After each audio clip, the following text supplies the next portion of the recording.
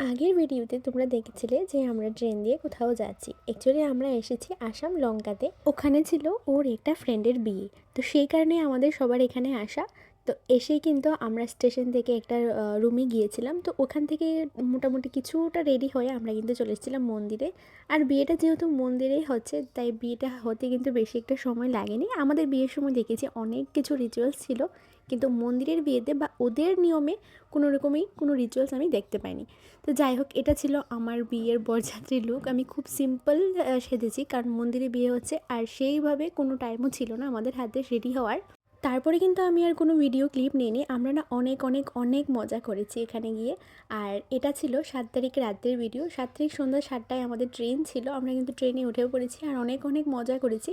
ওদের সাথে যে আমার আগে কখনো পরিচয় হয়নি বা আগে আমি কোথাও যাইনি ওদের সাথে, সেটা কিন্তু আমি ঠিক বুঝতেই পারলাম না। এত মজা করেছি সবার সাথে, মনে হয়েছিল সেই অনেক আগে থেকেই ওদেরকে আমি